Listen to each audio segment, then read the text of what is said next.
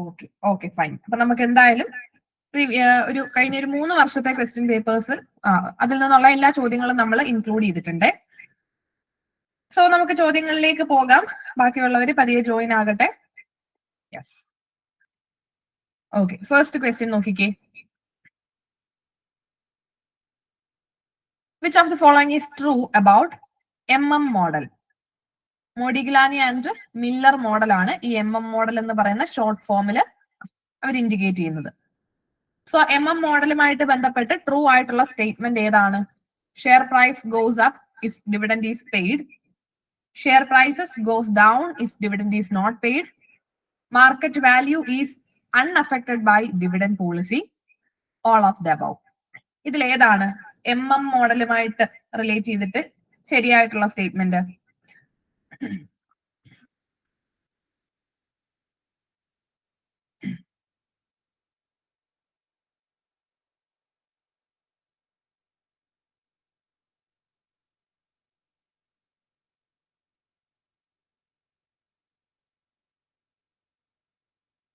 Dividend തിയറീസിൽ വരുന്നതാണ്.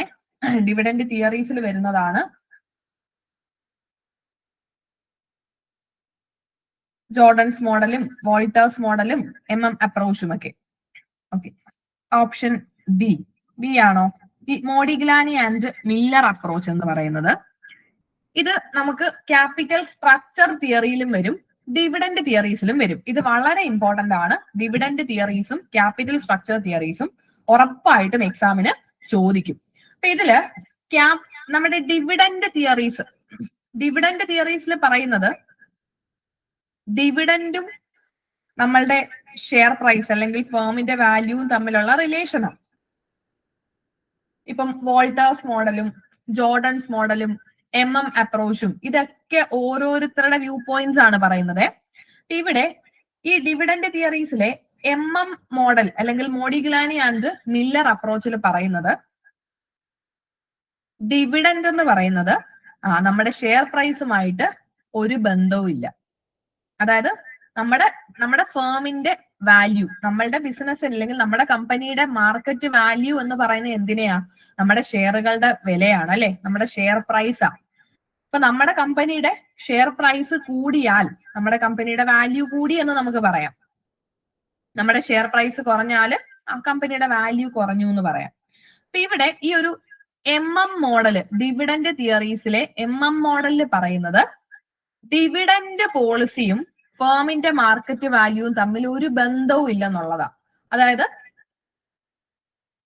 Dividend കൊടുക്കുകയോ കൊടുക്കാതിരിക്കും. ഇപ്പൊ നമ്മുടെ കമ്പനി ഒരുപാട് ഡിവിഡൻഡ് കൊടുക്കുന്ന ഒരു കമ്പനിയാണ്, അല്ലെങ്കിൽ ഡിവിഡൻഡ് കൊടുക്കാത്തൊരു കമ്പനിയാണ്. ഡിവിഡൻഡ് കൊടുത്താലും കൊടുത്തില്ലെങ്കിലും ഫേമിന്റെ മാർക്കറ്റ് വാല്യൂവിനെ അത് അഫക്ട് ചെയ്യത്തില്ല എന്ന് പറയുന്ന മോഡലാണ് MM model, Modigliani and Miller approach. Walter's മോഡലും ജോർഡൻസ് മോഡലും ഒന്നും ഇതല്ല പറയുന്നത്. വോൾട്ടേഴ്സ് മോഡലും ജോർഡൻസ് മോഡലും ഒക്കെ പറയുന്നത് എന്താ? അവിടെ റെലവൻസി ആണ് അല്ലെ. അതായത് ഡിവിഡൻഡ് കൊടുക്കുന്ന ഫേം ആണ് നല്ലത്, ഡിവിഡൻഡ് കൂടുതൽ കൊടുക്കുമ്പോൾ ഫേമിന്റെ വാല്യൂ കൂടുന്നു, ഇങ്ങനെയൊക്കെ നമുക്ക് പറയാം. MM അപ്രോച്ചിനകത്ത്, അതായത് മോഡിഗ്ലാനി ആൻഡ് മില്ലർ അപ്രോച്ച്, അത് ഡിവിഡൻഡ് തിയറിയിലാണെങ്കിലും ക്യാപിറ്റൽ സ്ട്രക്ചർ തിയറിയിലാണെങ്കിലും രണ്ടിടത്ത് എടുത്താലും അവിടെ രണ്ടിടത്തും ഇറെലവൻസി ആണ് പറയുന്നത്.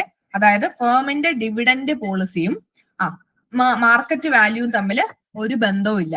ഡിവിഡൻഡ് ഇപ്പൊ റെഗുലർ ഡിവിഡൻഡ് കൊടുക്കുന്ന ഒരു കമ്പനി ആണെങ്കിലും ഡിവിഡൻഡ് കൊടുക്കാത്ത ഒരു കമ്പനി ആണെങ്കിലും ഏത് തരത്തിലാണോ അവരുടെ ഡിവിഡൻഡ് പോളിസി, അത് എങ്ങനെയാണെങ്കിലും അത് ഫേമിന്റെ വാല്യൂവിനെ അഫക്ട് ചെയ്യത്തില്ല, അതായത് ഷെയർ പ്രൈസിനെ അഫക്ട് ചെയ്യത്തില്ല. അതാണ് MM അപ്രോച്ചിനകത്ത് പറയുന്നത്. അപ്പൊ ഇവിടെ ഏതായിരിക്കും കറക്റ്റ് ആൻസർ വരുന്നത്?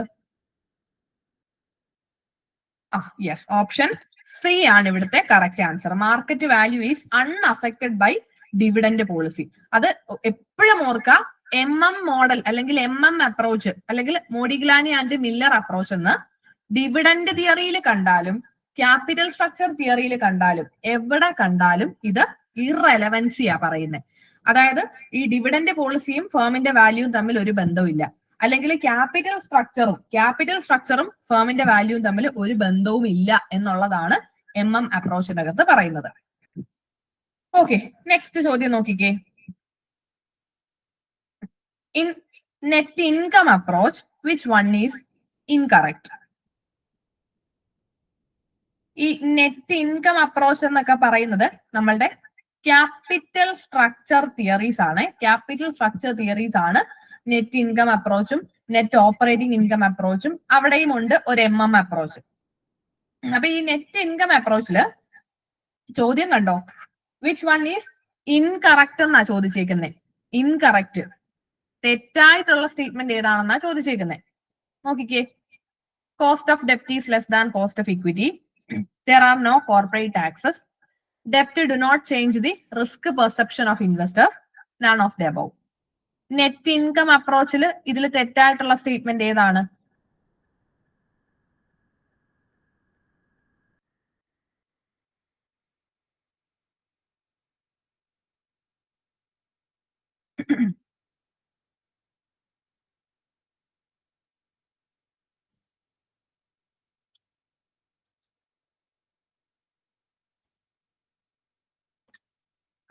Yes, very good. None of these അല്ലെ. അതായത് ഇതിൽ ഒന്നും തെറ്റായിട്ടുള്ള സ്റ്റേറ്റ്മെന്റ് ഇല്ല.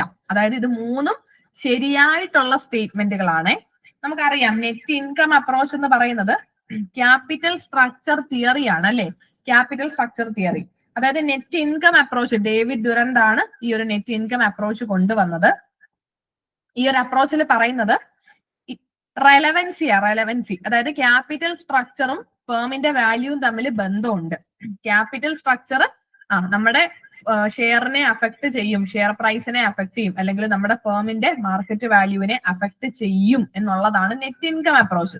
അപ്പൊ അതെങ്ങനെയാണെന്ന് ഈ അപ്രോച്ചിനകത്ത് പറയുന്നത്, കൂടുതൽ ഡെപ്റ്റ് ഉപയോഗിക്കുന്ന ഫേമുകൾക്ക്, ഡെപ്റ്റ് കൂടുതലായിട്ട് ക്യാപിറ്റൽ സ്ട്രക്ചറിനകത്ത് കൂടുതൽ ഡെപ്റ്റ് ഉപയോഗിക്കുന്ന ഫേമുകൾക്ക് അവർക്ക് എന്ത് ചെയ്യാം, കോസ്റ്റ് കുറയ്ക്കാനായിട്ട് പറ്റും. അവരുടെ കോസ്റ്റ് കുറയും. കോസ്റ്റ് കുറയുമെന്ന് വെച്ചാല് നമുക്ക് അവിടെ ഒരു അസംഷൻ ആണ് കോസ്റ്റ് ഓഫ് ഡെപ്റ്റ് കോസ്റ്റ് ഓഫ് ഇക്വിറ്റിയെ കാട്ടി കുറവായിരിക്കും എന്നുള്ളത്. അതായത് ക്യാപിറ്റൽ സ്ട്രക്ചർ എന്ന് പറയുന്നത് നമ്മുടെ ഡെപ്റ്റും ഇക്വിറ്റിയും ഒക്കെ ചേരുന്ന ഒരു മിക്സ് അല്ലേ.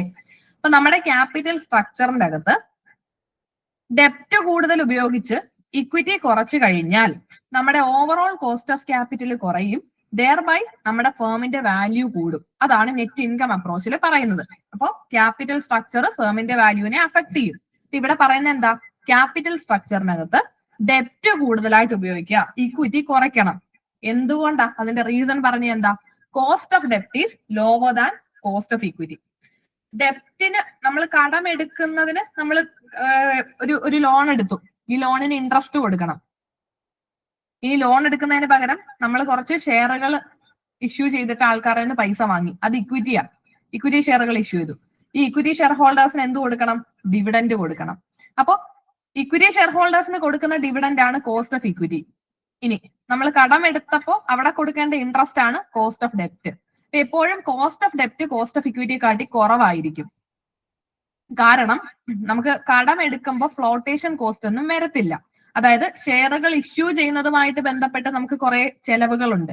നമ്മൾ ഡെപ്റ്റ് ആണ് ചൂസ് ചെയ്യുന്നതെങ്കിൽ അവിടെ നമുക്ക് ഈ പറയുന്ന ഷെയർ ഇഷ്യൂ ഒന്നും ഇല്ല, അതുകൊണ്ട് ഫ്ലോട്ടേഷൻ കോസ്റ്റ് ഒന്നും വരത്തില്ല. അതേപോലെ ഈ ഡെപ്റ്റ് കടമെടുത്തതിന് കൊടുക്കുന്ന ഇൻട്രസ്റ്റുകൾ ടാക്സ് ഡിഡക്റ്റബിൾ എക്സ്പെൻസാ. അതായത് നമ്മളുടെ ടോട്ടൽ ഇൻകത്തിൽ നിന്ന് ഇൻകം ടാക്സ് കൊടുക്കുന്ന സമയത്ത് ഇതൊക്കെ നമുക്ക് ഡിഡക്ഷൻ ആയിട്ട് എടുക്കാം. അപ്പൊ അങ്ങനെയും ഒരു ബെനിഫിറ്റ് കിട്ടും. അതുകൊണ്ടാണ് കോസ്റ്റ് ഓഫ് ഡെപ്റ്റ് കോസ്റ്റ് ഓഫ് ഇക്വിറ്റിയെ കാട്ടി കുറവാണെന്ന് പറയുന്നത്. പിന്നെ കോർപ്പറേറ്റ് ടാക്സുകൾ എക്സിസ്റ്റ് ചെയ്യുന്നില്ല, അതൊരു അസംഷൻ ആണ്. ഇവിടുത്തെ നെറ്റ് ഇൻകം അപ്രോച്ചിന്റെ അസംഷൻ ആണ് കോർപ്പറേറ്റ് ടാക്സുകൾ ഇല്ല. അതേപോലെ തന്നെ കൂടുതൽ ഡെപ്റ്റ് എടുത്താലും ഇൻവെസ്റ്റേഴ്സിന്റെ റിസ്ക് പെർസെപ്ഷനിൽ ചേഞ്ച് വരത്തില്ല. അതായത് നമ്മൾ പറഞ്ഞില്ലേ, ഈ ഒരു അപ്രോച്ച് പ്രകാരം ഡെപ്റ്റ് കൂടുതൽ എടുക്കണം, ഇക്വിറ്റി കുറയ്ക്കണം. അപ്പൊ ഇങ്ങനെ വീണ്ടും വീണ്ടും ഡെപ്റ്റ് എടുക്കുമ്പോൾ എക്സിസ്റ്റിംഗ് ആയിട്ടുള്ള ഇൻവെസ്റ്റേഴ്സ് അല്ലെങ്കിൽ ഇക്വിറ്റി ഷെയർ ഹോൾഡേഴ്സ് കാണും, അവർക്ക് ആക്ച്വലി റിസ്ക് ആണ്. ഫേം കൂടുതൽ ഡെപ്റ്റ് എടുക്കുമ്പോൾ നമ്മുടെ ഇൻവെസ്റ്റേഴ്സിന്റെ റിസ്ക് അവിടെ കൂടുക, കാരണം ബിസിനസിന്റെ റിസ്ക് അവിടെ കൂടുവല്ലേ. അപ്പം ഓട്ടോമാറ്റിക്കലി നമ്മുടെ ഇക്വിറ്റി ഷെയർ ഹോൾഡേഴ്സിന്റെയും റിസ്ക് കൂടും. പക്ഷേ ഇവിടെ ഇൻവെസ്റ്റേഴ്സിന്റെ റിസ്ക് പെർസെപ്ഷനെ ഈ ഡെപ്റ്റ് ഒന്നും അഫക്ട് ചെയ്യുന്നേ ഇല്ല. ഫേം എത്ര കടം എടുത്താലും ഇൻവെസ്റ്റേഴ്സിന്റെ റിസ്ക് പെർസെപ്ഷനിൽ ചേഞ്ച് ഒന്നും വരത്തില്ല എന്നൊരു അസംഷൻ ആണ് ഈ ഒരു അപ്രോച്ചിൽ. ഇപ്പൊ നെറ്റ് ഇൻകം അപ്രോച്ചിന്റെ അസംഷൻസ് ആണ് നമ്മൾ ഈ പറഞ്ഞത്. കോസ്റ്റ് ഓഫ് ഡെപ്റ്റ് കോസ്റ്റ് ഓഫ് ഇക്വിറ്റിയെക്കാട്ടി കുറവായിരിക്കും. There are no corporate taxes. Risk perception of investors change ചെയ്യത്തില്ല. ഓക്കെ, ഈ നെറ്റ് ഇൻകം അപ്രോച്ചിന്റെ നേരെ ഓപ്പോസിറ്റ് വരും നെറ്റ് ഓപ്പറേറ്റിംഗ് ഇൻകം അപ്രോച്ച് അല്ലെ. അതും ഡേവിഡ് ഡുറന്റ് തന്നെ കൊണ്ടുവന്നതാണ്. പക്ഷെ അവിടെ അദ്ദേഹം പറഞ്ഞത് ക്യാപിറ്റൽ സ്ട്രക്ചർ ഇറലവൻസി ആണ്. അതായത് ക്യാപിറ്റൽ സ്ട്രക്ചർ ഫേമിന്റെ വാല്യൂവിനെ അഫക്ട് ചെയ്യുന്നില്ല എന്നുള്ളതാണ്. ഡെപ്റ്റ് എത്ര ഉപയോഗിച്ചാലും ഇക്വിറ്റി എത്ര ഉപയോഗിച്ചാലും അത് നമ്മുടെ ഫേമിന്റെ വാല്യൂമായിട്ടൊരു ബന്ധവും ഇല്ല എന്നുള്ളതാണ് നെറ്റ് ഓപ്പറേറ്റിംഗ് ഇൻകം അപ്രോച്ചിലും പറയുന്നത്. ഓക്കെ, നെക്സ്റ്റ് ക്വസ്റ്റ്യൻ നോക്കിക്കേ. Decisions related to proposals which compete with one another in such a way that acceptance of one automatically reject the acceptance of the other is called. അതായത് നമുക്ക് ഒരുപാട് types of decisions ഉണ്ട്. ഈ investing decisions ഉണ്ടല്ലോ, നമ്മുടെ investment decisions ആണ് ഈ capital budgeting decisions ഒക്കെ. അപ്പോ ഇൻവെസ്റ്റ്മെന്റ് ഡിസിഷൻ തന്നെ ഇപ്പം നമ്മുടെ കയ്യിൽ ക്യാപിറ്റൽ ഉണ്ട്. ഈ ക്യാപിറ്റൽ ഒരു 10 ലക്ഷം രൂപ നമ്മുടെ കയ്യിലുണ്ട്.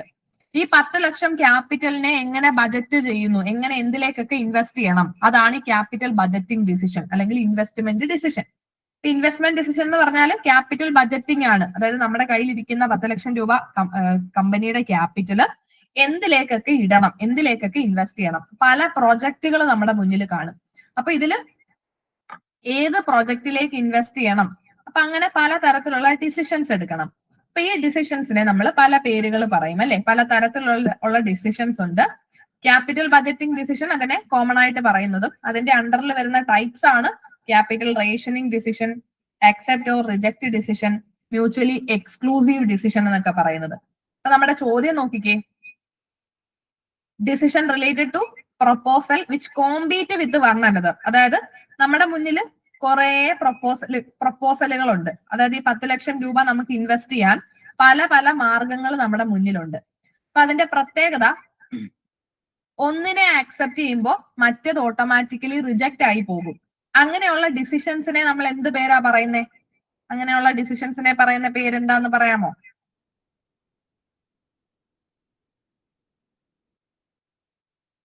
തമ്മിൽ കോമ്പീറ്റ് ചെയ്ത് നിൽക്കുന്ന ഡിസിഷൻസ് ആയിരിക്കും. ഒന്ന് നമ്മൾ എടുക്കുമ്പോൾ acceptance of one automatically reject the acceptance of another.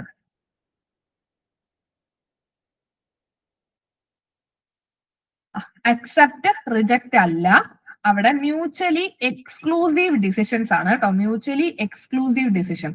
അതായത് ഈ ക്യാപിറ്റൽ ബജറ്റിംഗ് ഡിസിഷൻസിന്റെ പല ക്ലാസിഫിക്കേഷൻസ് ആണ് accept or reject decision, mutually exclusive decision, capital rationing decision എന്നൊക്കെ പറയുന്നത്.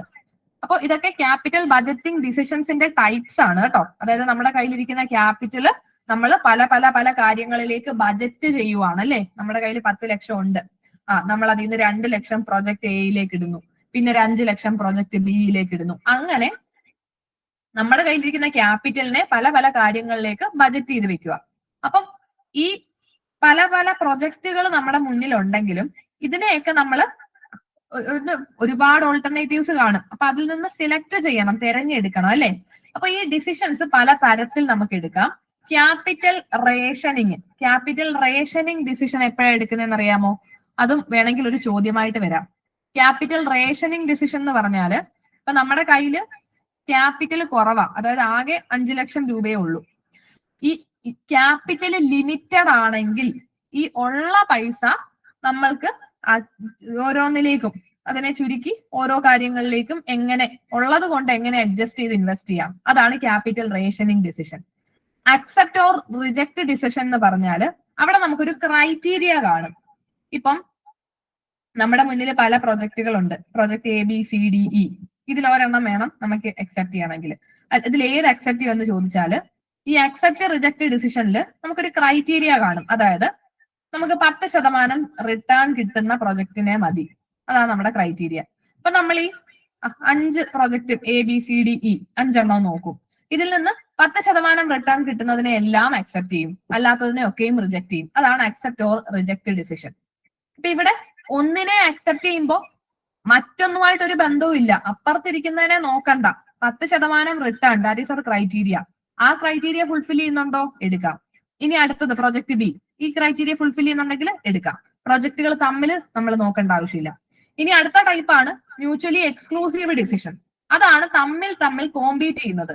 അതായത് ഒരെണ്ണം സിലക്ട് ചെയ്താൽ മറ്റത് ഓട്ടോമാറ്റിക്കലി റിജക്റ്റ് ആകും. ഇപ്പൊ ഓപ്ഷൻ എയും ബിയും നമ്മുടെ മുന്നിലുണ്ട്, പ്രൊജക്ട് എയും ബിയും നമ്മുടെ മുന്നിലുണ്ട്. അപ്പൊ രണ്ടിനെയും കൂടെ കമ്പയർ ചെയ്യും. എന്നിട്ട് നമ്മൾ നോക്കും, എ എന്നാ എടുക്കാം. എ എടുക്കുമ്പോൾ ഓട്ടോമാറ്റിക്കലി ബി റിജക്റ്റ് ആയി പോകും. അങ്ങനെ തമ്മിൽ കോമ്പീറ്റ് ചെയ്യുന്നു. ഒന്നിനെ അക്സെപ്റ്റ് ചെയ്യുമ്പോൾ മറ്റത് ഓട്ടോമാറ്റിക്കലി റിജക്റ്റ് ആകുമെങ്കിൽ that is mutually exclusive decisions. Okay, next ചോദ്യം നോക്കിക്കേ. Identify the statement not true with respect to wealth maximisation. Wealth മാക്സിമൈസേഷനുമായിട്ട് ബന്ധപ്പെട്ട് തെറ്റായിട്ടുള്ള സ്റ്റേറ്റ്മെന്റ് ഏതാന്ന് നോക്കാം. It serve the interest of owners as well as other stakeholders. It is consistent with the objective of owners' economic welfare. It takes into consideration the risk factor and the time value of money. It is descriptive since it describes what the firm actually do to maximize its wealth.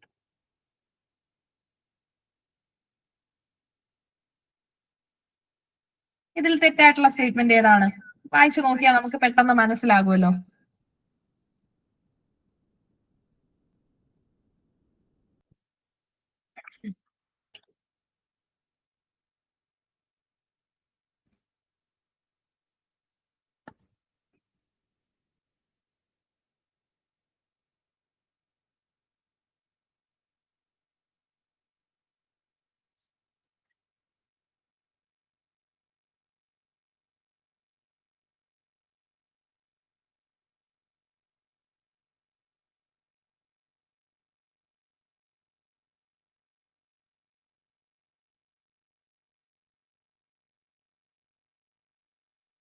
C ആണോ? ഒന്ന് വായിച്ചു നോക്കിക്കേ. Wealth maximisation. Wealth maximisation എന്ന് പറയുമ്പോൾ share ഹോൾഡേഴ്സിന്റെ wealth അല്ലെങ്കിൽ ആ ഷെയറിന്റെ value കൂടുക എന്നുള്ളതാണ്. എപ്പോഴും നമ്മളുടെ ഫൈനാൻഷ്യൽ മാനേജ്മെന്റിനകത്ത് അവരുടെ മെയിൻ ഉദ്ദേശം അല്ലെങ്കിൽ അൾട്ടിമേറ്റ് ഒബ്ജക്റ്റീവ് എന്ന് പറഞ്ഞാൽ വെൽത്ത് മാക്സിമൈസേഷൻ ആണ്. ഫേമിന്റെ വെൽത്ത് കൂട്ടുക എന്നുള്ളതാണ്. അപ്പൊ ഓണേഴ്സിനും മറ്റ് സ്റ്റേക്ക് ഹോൾഡേഴ്സിനും ഇത് ബെനിഫിഷ്യൽ ആയിരിക്കും. അതേപോലെ തന്നെ ഓണേഴ്സ് എക്കണോമിക് വെൽഫെയർ എന്നൊരു ഒബ്ജക്റ്റീവുമായിട്ട് ഒത്തു നിൽക്കുന്നതാണ് അല്ലെ. കാരണം ഓണേഴ്സിന്റെ വെൽഫെയർ കൂടുന്ന എപ്പോഴാ? അവരുടെ ഷെയർ അവർ ഹോൾഡ് ചെയ്യുന്ന ഷെയറുകളുടെ വാല്യൂ കൂടുമ്പോഴായിരിക്കും. അതേപോലെ റിസ്ക് ഫാക്ടറും ടൈം വാല്യൂ ഓഫ് മണിയും ഒക്കെ കൺസിഡർ ചെയ്യുന്നുണ്ട്. ആ ലാസ്റ്റ് സ്റ്റേറ്റ്മെന്റ് കണ്ടോ, ഇറ്റ് ഈസ് ഡിസ്ക്രിപ്റ്റീവ്. അതായത് ഫേം എന്തൊക്കെ ചെയ്യുന്നു എന്നുള്ളത് ഡിസ്ക്രൈബ് ചെയ്യുന്നതല്ലല്ലോ വെൽത്ത് മാക്സിമൈസേഷൻ. അത് ഡിസ്ക്രിപ്റ്റീവ് അല്ല, ജസ്റ്റ് ഡിസ്ക്രിപ്റ്റീവ് ആയിട്ടുള്ളൊരു കാര്യമല്ല. അതായത് ഫേം എന്താണ് ചെയ്യുന്നത് എന്നത് ഡിസ്ക്രൈബ് ചെയ്ത് പറഞ്ഞു പോകുക, അതാണ് ഈ ഒരു പോയിന്റ് കൊണ്ട് ഉദ്ദേശിക്കുന്നത്. ഇപ്പൊ വെൽത്ത് മാക്സിമൈസ് ചെയ്യുക എന്ന് വെച്ചാൽ അത് ഡിസ്ക്രൈബ് ചെയ്യുക എന്നുള്ളതല്ല. ആക്ച്വലി കാര്യം ഡൂയിങ് ആണ്. വെൽത്ത് മാക്സിമൈസ് ചെയ്യാൻ വേണ്ടി അവര് അതിനുള്ള കാര്യങ്ങൾ ചെയ്യുവാണ്, അല്ലാതെ അത് ഡിസ്ക്രൈബ് ചെയ്യുന്ന ഒരു ഫംഗ്ഷൻ അല്ല. Okay, trading on equity. Trading on equity എന്ന് പറഞ്ഞാൽ എന്താണെന്നറിയാമോ? Financial leverage, operating leverage, dividend model, matrix model.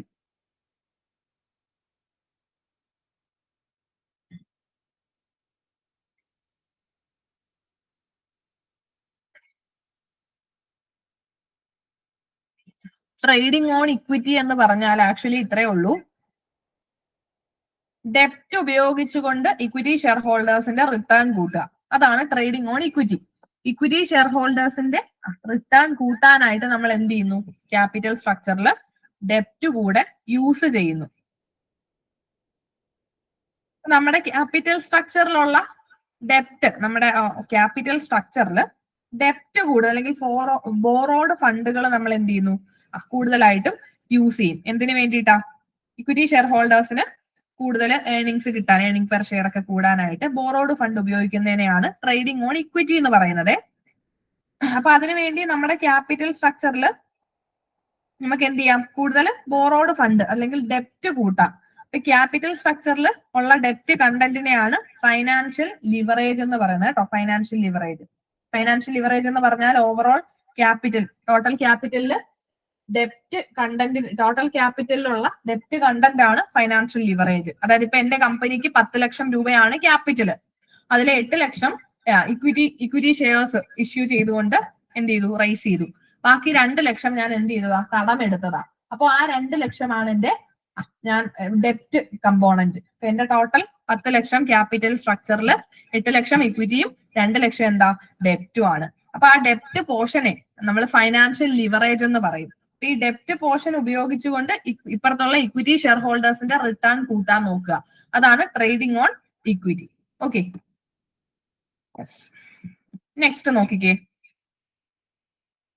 According to which approach market value of firm depends upon the net operating profit and overall cost of capital?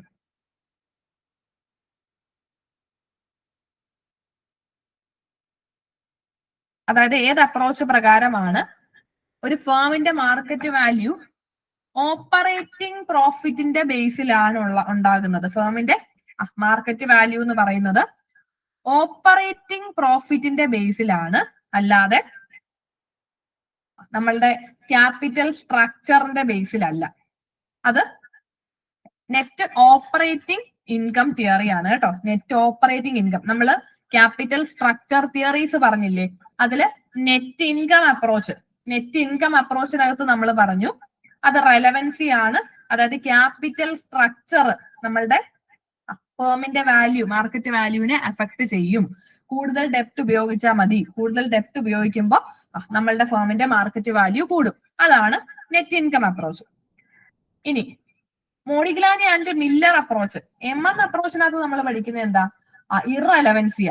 അതായത് capital സ്ട്രക്ചറും ഫേമിന്റെ market വാല്യൂവും തമ്മിൽ ഒരു ബന്ധവും ഇല്ല. അതായത് ഇനി ഡെപ്റ്റ് കൂടുതൽ ഉപയോഗിച്ചാലും ഇക്വിറ്റി കൂടുതൽ ഉപയോഗിച്ചാലും എങ്ങനെയാണെങ്കിലും അത് ഫേമിന്റെ മാർക്കറ്റ് വാല്യൂവിനെ അഫക്ട് ചെയ്യത്തില്ല.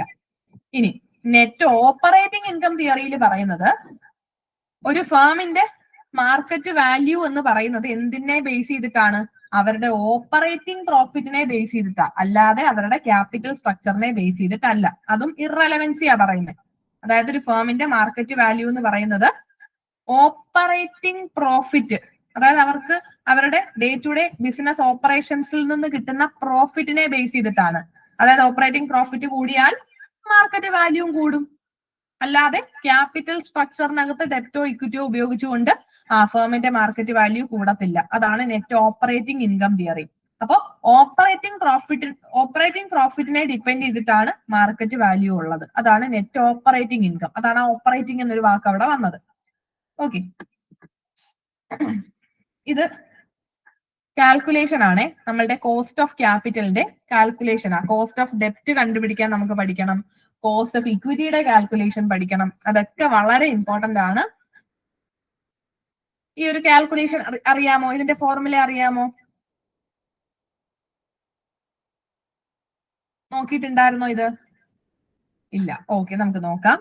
ഈ ക്വസ്റ്റ്യൻ കണ്ടോ, ഇത് സിമ്പിൾ ക്വസ്റ്റ്യൻസേ വരുള്ളൂ. ഒരുപാട് കോംപ്ലിക്കേറ്റഡ് ആയിട്ടുള്ള ചോദ്യങ്ങൾ എക്സാമിന് ചോദിക്കാൻ സാധ്യത കുറവാണ്. So K Limited issued 2,07% debentures at par. അതായത് K Limited എന്ന് പറയുന്ന കമ്പനി 2 ലക്ഷം രൂപയുടെ, റുപ്പീസ് ആണ് കേട്ടോ, 2 ലക്ഷം രൂപയുടെ ഡിബഞ്ചറുകൾ ഇഷ്യൂ ചെയ്തു. 7% ഇൻട്രസ്റ്റ് റേറ്റ്. അതാണ് 7% ഡിബഞ്ചർ എന്ന് പറഞ്ഞേക്കുന്നത്.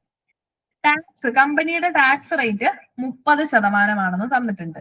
നമുക്ക് കോസ്റ്റ് ഓഫ് ഡെപ്റ്റ് കണ്ടുപിടിക്കണം. കോസ്റ്റ് ഓഫ് ഡെപ്റ്റ് എന്ന് പറഞ്ഞാൽ എന്താ, നമ്മളുടെ ഈ കടം തന്ന ആൾക്കാര്, കമ്പനിക്ക് കടം തന്ന ആൾക്കാരുണ്ടല്ലോ, ഈ ഡിബഞ്ചർ എന്ന് പറഞ്ഞാൽ കമ്പനി കടം എടുക്കുന്നതാ. ഡിബഞ്ചർ ഹോൾഡേഴ്സ് കമ്പനിയുടെ ക്രെഡിറ്റേഴ്സ് ആണ്, ഓണേഴ്സ് അല്ല. ഓക്കെ, ഇക്വിറ്റി ഇഷ്യൂ ചെയ്യുമ്പോൾ അവര് കമ്പനിയുടെ ഓണേഴ്സ് ആവും. ഇക്വിറ്റി നമ്മൾ ഇഷ്യൂ ചെയ്യുമ്പോൾ ഇക്വിറ്റി വാങ്ങുന്ന ആൾക്കാര് കമ്പനിയുടെ ഓണേഴ്സ് ആവും. ഡിബഞ്ചർ ഇഷ്യൂ ചെയ്യുമ്പോൾ ഈ പറയുന്ന ഡിബഞ്ചർ എന്ന് പറഞ്ഞ ഡിബഞ്ചർ പുറത്തുനിന്ന് ഒരാൾ വാങ്ങിയാൽ അയാൾ കമ്പനിയുടെ ഓണർ ആവത്തില്ല, അയാൾ ക്രെഡിറ്റർ ആയിട്ടേ ഇരിക്കത്തുള്ളൂ. അതായത് നമ്മൾ അവരുടെ നിന്ന് കടം എടുത്തതായിട്ടായിരിക്കും കണക്കാക്കുന്നത്. ഈ ഡിബഞ്ചറുകൾ അത് ഡെപ്റ്റ് ക്യാപിറ്റൽ ആണ്, ഇക്വിറ്റി അല്ല, ഡെപ്റ്റ് ആണ്. ഈ ഡിബഞ്ചറിന്റെ കോസ്റ്റ് ഓഫ് ഡെപ്റ്റ്. കോസ്റ്റ് ഓഫ് ഡെപ്റ്റ് നമുക്ക് കണ്ടുപിടിക്കണം. ഇപ്പൊ ഡെപ്റ്റിന്റെ കോസ്റ്റ് എന്ന് പറഞ്ഞാൽ എന്താ? ഞാനിപ്പം ഡിബഞ്ചർ ഇഷ്യൂ ചെയ്തു, 2 ലക്ഷം രൂപ സ്വരൂപിച്ചു. ഇനി ഈ ഡിബഞ്ചർ വാങ്ങിയ ആൾക്കാരുണ്ടല്ലോ, അവര് എന്തെങ്കിലും ഒരു റിട്ടേൺ എക്സ്പെക്ട് ചെയ്തിട്ടാണല്ലോ അവരുടെ പൈസ ഈ ഒരു കമ്പനിയിലേക്ക് തരുന്നത്. അപ്പോ ഈ ഡിബഞ്ചർ വാങ്ങിയ ആൾക്കാർ എക്സ്പെക്ട് ചെയ്യുന്ന ഒരു റിട്ടേൺ ഉണ്ട്. അതാണ് നമ്മുടെ കമ്പനിയുടെ കോസ്റ്റ് ഓഫ് ഡെപ്റ്റ്. കാരണം ആ ഡിബഞ്ചേഴ്സ് വാങ്ങിയവര് എക്സ്പെക്ട് ചെയ്യുന്ന റിട്ടേൺ അത് കമ്പനിക്ക് കൊടുക്കണം. കമ്പനി കൊടുക്കേണ്ട ബാധ്യത കമ്പനിക്കുണ്ട്. കമ്പനിയുടെ സൈഡിൽ നിന്ന് അതൊരു കോസ്റ്റാ. അതുകൊണ്ടാണ് കോസ്റ്റ് ഓഫ് ഡെപ്റ്റ് എന്ന് അതിനെ പറയുന്നത്. ഇവിടെ കോസ്റ്റ് ഓഫ് ഡെപ്റ്റ് എന്ന് പറഞ്ഞാല് നമ്മൾ പുറത്തുനിന്ന് കടമെടുത്തു. അപ്പൊ ഈ കടമെടുത്തപ്പോ നമ്മൾ അവർക്ക് എന്ത് കൊടുക്കണം? മാസം മാസം പലിശ കൊടുക്കണം. അപ്പൊ ഈ കൊടുക്കേണ്ട പലിശ നമുക്ക് തോന്നിയ പലിശ കൊടുത്താൽ പോരാ, ആ പൈസ തന്നവർ എക്സ്പെക്ട് ചെയ്യുന്ന റിട്ടേൺ കൊടുക്കണം. അതാണ് കോസ്റ്റ് ഓഫ് ക്യാപിറ്റൽ. ഇവിടെ കോസ്റ്റ് ഓഫ് ക്യാപിറ്റൽ നമുക്ക് കണ്ടുപിടിക്കാനായിട്ട് ഒരു ഫോർമുല ഉണ്ട്. സിമ്പിൾ ആണ്. I/NP × 1 - T. കോസ്റ്റ് ഓഫ് ഡെപ്റ്റ് കണ്ടുപിടിക്കാനുള്ള ഫോർമുലയാണ് I/NP × 1 - T. അപ്പൊ I എന്ന് പറയുന്നത് ഇൻട്രസ്റ്റ്. ഇവിടെ ഇൻട്രസ്റ്റ് എത്ര വരും? 7%. 2 ലാഖിന്റെ 7% എടുക്കണം. 14,000 വരും അല്ലെ? 14,000 I 14,000 divided by NP. NP എന്ന് പറഞ്ഞാൽ നെറ്റ് പ്രൊസീഡ്സ്. നമ്മള് ഡിബഞ്ചർ ഇഷ്യൂ ചെയ്ത് എത്ര രൂപ കമ്പനിയുടെ കയ്യിൽ കിട്ടി, അതാണ് നെറ്റ് പ്രൊസീഡ്സ്. ആ കിട്ടിയ പൈസയാണ് നെറ്റ് പ്രൊസീഡ്സ്. ഇവിടെ 2 ലക്ഷം രൂപയാ കിട്ടിയേക്കുന്നത് അല്ലെ? അപ്പൊ 14,000 divide by 2 lakh into 1 - T, അതായത് ടാക്സ്. 1 - 30% എന്ന് പറഞ്ഞാൽ 0.30. 1 - 0.30. I/NP × 1 - T ചെയ്യുമ്പോൾ 14,000 ഡിവൈഡ് ബൈ 2 lakh ഇൻറ്റു 1 - 0.30 ചെയ്യുമ്പോൾ നമുക്ക് 4.9 എന്ന് കിട്ടും. അതായത് 4.9% റിട്ടേൺ ആണ് ഈ ഡിബഞ്ചർ വാങ്ങിയ ആൾക്കാർ എക്സ്പെക്ട് ചെയ്യുന്ന റിട്ടേൺ. കണ്ടോ? ഇത് സിമ്പിൾ അല്ലേ ഈ കാൽക്കുലേഷൻ? ഈ ഒരു ഫോർമുല അറിഞ്ഞു വെച്ചാല് I/NP × 1 - T അത്രേ ഉള്ളൂ നമ്മുടെ ഇവിടുത്തെ ഫോർമുല. ഇത് കോസ്റ്റ് ഓഫ് ഡെപ്റ്റിന്റെ ആണ് കേട്ടോ. ഇത് ഇറഡീമബിൾ ആണ്. ഇറഡീമബിൾ ഡെപ്റ്റാ. അതായത് ഇത് ഇത്ര ഒരു കാലാവധി കഴിയുമ്പോൾ കമ്പനി തിരിച്ചു വാങ്ങുമെന്നൊന്നും പറഞ്ഞിട്ടില്ല. അങ്ങനെ അങ്ങനെ റെഡീമബിൾ ആണെങ്കിൽ ക്വസ്റ്റ്യനിൽ തന്നെ പറയും ഇത്ര 2 വർഷം കഴിയുമ്പോൾ കമ്പനി തിരിച്ചു വാങ്ങും, തിരിച്ചു വാങ്ങുമ്പോൾ ഉള്ള വില ഇത്രയാണ്, റെഡീമബിൾ വാല്യൂ എന്നൊക്കെ പറഞ്ഞു തരും. അപ്പോൾ നമ്മുടെ ഇക്വേഷൻ മാറും, കുറച്ചുകൂടെ വലിയ ഇക്വേഷൻ ആയിരിക്കുവേ. അത് ഇട്ട് നിങ്ങൾക്ക് ചോദ്യം വരാൻ സാധ്യത കുറവാ, എന്നാലും നമുക്കത് പഠിച്ചു വെക്കണം. യെസ്, നെക്സ്റ്റ് വൺ നോക്കിക്കേ. Selecting and overseeing a group of investments that meet the long-term financial objectives of a client, a company or an institution is popularly known as.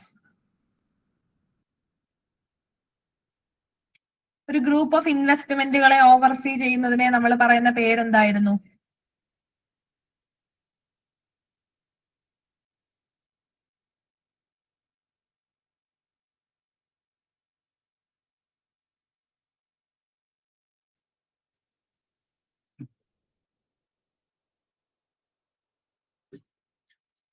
Yes, very good, right. Option A, portfolio management അല്ലേ?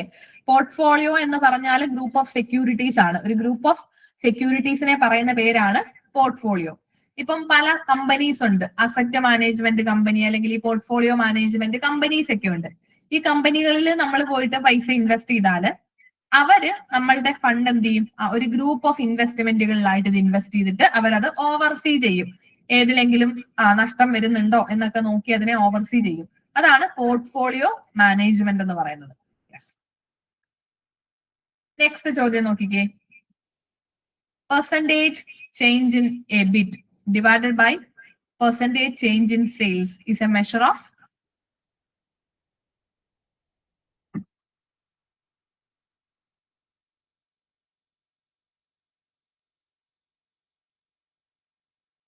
ഇത് leverage, financial ലിവറേജും operating ലിവറേജും ഒക്കെയാണ് കേട്ടോ. Financial leverage, operating leverage, combined leverage, ഇത് മൂന്നും നമുക്ക് പഠിക്കാനായിട്ടുണ്ട്. ഇവിടെ percentage change in EBIT divided by percentage change in sales degree of operating leverage ആണ് കേട്ടോ. ഓപ്പറേറ്റിംഗ് ലിവറേജ് ആണ്. ഓപ്പറേറ്റിംഗ് ലിവറേജ്, ഫൈനാൻഷ്യൽ ലിവറേജ് അല്ല, ഓപ്പറേറ്റിംഗ് ലിവറേജ് ആണ്. ഓക്കെ,